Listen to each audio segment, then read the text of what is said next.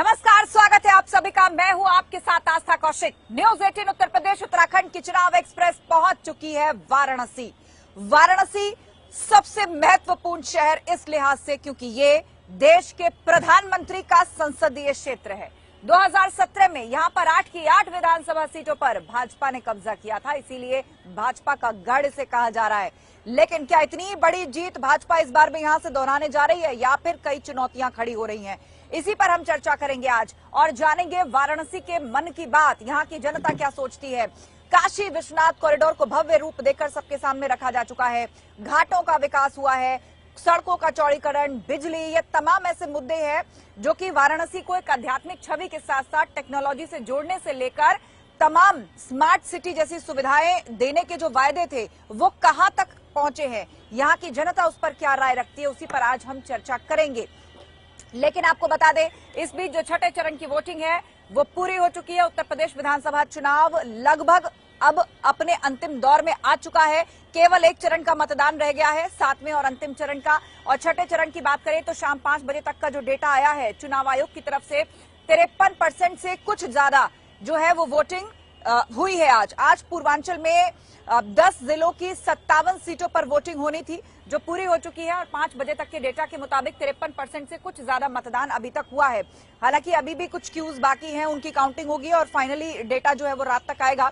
लेकिन कहा यह जा रहा है कि 5वें चरण की तरह ही छठे चरण में भी जो वोटिंग परसेंटेज है वो लगभग उसी के आसपास रहने जा रहा है। पर यह किसके लिए फायदेमंद साबित होगा, इसके मायने सियासी दल किस तरह निकाल रहे हैं? क्या भाजपा इसे अपने फायदे में आंक रही है या समाजवादी पार्टी इसमें अपना फायदा देख रही है? आज इसी पर सवाल करेंगे। इन पोडियम्स पर मौजूद होंगे अलग अलग पॉलिटिकल पार्टीज के नेता जो बताएंगे घाटों के शहर से, जो बताएंगे बाबा की नगरी से, जो बताएंगे इस आध्यात्मिक शहर से और जो बताएंगे पूर्वांचल के उस शहर से जिसको कहीं ना कहीं आईना कहा जाता है। यहां बनने वाली हर छोटी से छोटी खबर या घटना न सिर्फ पूर्वांचल उत्तर प्रदेश बल्कि देश को भी एक मैसेज देती है। तो आज रात इसी पर करेंगे चर्चा कि बाबा विश्वनाथ की नगरी में आखिर कौन से सियासी दल का बम बम होने जा रहा है, क्योंकि दावे देखिए बहुत बड़े बड़े हैं। भाजपा पूरी तरह से विकास के मुद्दे को लेकर मैदान में है। बीजेपी ने प्रचार में अपनी पूरी आर्मी झोंकी हुई है क्योंकि ये देश के प्रधानमंत्री का संसदीय क्षेत्र है और कहीं ना कहीं ये साख का सवाल भी है। यहां हो रहे हर छोटे से छोटे काम पर प्रधानमंत्री मोदी खुद अपनी नजर रखते हैं दिल्ली से बैठकर। और जिस तरह विश्वनाथ धाम को सामने रखा गया उसके बाद उम्मीदें अब और ज्यादा बढ़ गई हैं। तो आपको बता दें कि एक तरफ छठे चरण के लिए जोर आजमाइश जो थी वो खत्म हो गई है, लेकिन 7वें चरण का जो धुआंधार प्रचार है वो जारी है। प्रियंका गांधी भी जो है वो पूरी तरह से मैदान में आ चुकी हैं।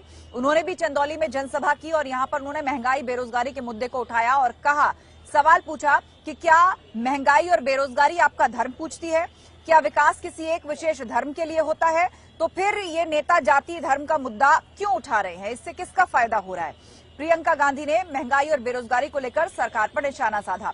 दूसरी तरफ गाजीपुर पहुंचे मुख्यमंत्री योगी आदित्यनाथ, यहां पर उन्होंने रैली की, जनसभा की और एक बार फिर से उन्होंने बुलडोजर का यहां पर जिक्र किया और कहा, मैं देख रहा हूं कि मेरे सभा में बुलडोजर खड़ा है और ये वही बुलडोजर है जिसने लखनऊ को एक्सप्रेसवे के माध्यम से, गाजीपुर को लखनऊ से एक्सप्रेसवे के माध्यम से जोड़ा है। हमारे यहाँ बुलडोजर आवाज नहीं करता लेकिन ये माफियाओं की बोलती बंद कर देता है। तो लगातार बुलडोजर को आगे कर रही है भाजपा और उसको एक बड़ी उपलब्धि के तौर पर, सरकार के एक बहुत बड़े गुड वर्क के तौर पर सामने रख रही है। प्रधानमंत्री मोदी भी धुआंधार प्रचार कर रहे हैं, अलग अलग जगहों पर उनकी जनसभाएं हो रही हैं और वो भी समाजवादी पार्टी को घोर परिवारवादी पार्टी कह करके तंज कस रहे हैं और लोगों से कह रहे हैं कि राष्ट्रवादी होने का वक्त आ गया है, राष्ट्रवाद को चुनिए, परिवारवाद को नहीं। तो तमाम सियासी दल अपने अपने प्रचार में जो है वो जुटे हुए हैं। दूसरी तरफ समाजवादी पार्टी है जो कह रही है कि भाजपा जितने विकास के काम गिनवा रही है वो दरअसल झूठे हैं और ज्यादातर उपलब्धियां भाजपा की वही हैं जो सपा के शासनकाल में जिनकी नींव रखी गई थी या उसका काम हमने पूरा किया था, उन्होंने सिर्फ फीता काटा है। इसको झूठ पार्टी कहा जाना चाहिए।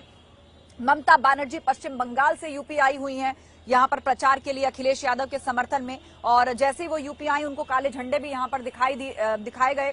उनका विरोध यहां पर किया क्योंकि ममता बनर्जी ने कभी यूपी और बिहार के लोगों को टारगेट किया था और उनके लिए कुछ ऐसी टिप्पणी की थी जिसको जोड़ते हुए जो है ये काले झंडे उनको यहां पर दिखाए गए हैं।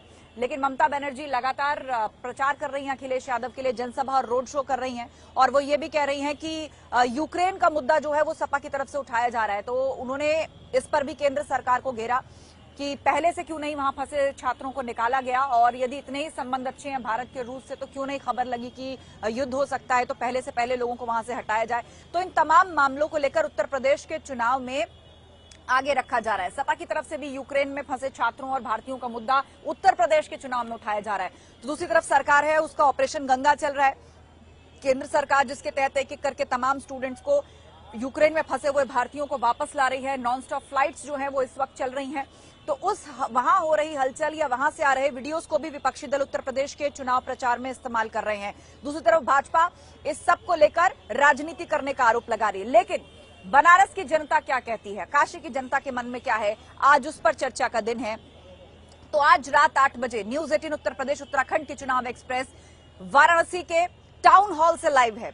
जी हाँ, एक बार फिर से आपको बता दें, वाराणसी के टाउन हॉल से हम लाइव हैं। आप भी पहुंचिए, जुड़िए, अपने मन की बात कहिए और बताइए कि किसके दावों में कितना है दम, और वाराणसी से बची हुई जो सीटें हैं पूर्वांचल की, क्योंकि वाराणसी में अंतिम चरण में चुनाव है, क्या संदेश यहां की जनता देना चाह रही है। तो आपसे मुलाकात होगी रात 8 बजे सिर्फ न्यूज 18 उत्तर प्रदेश उत्तराखंड पर।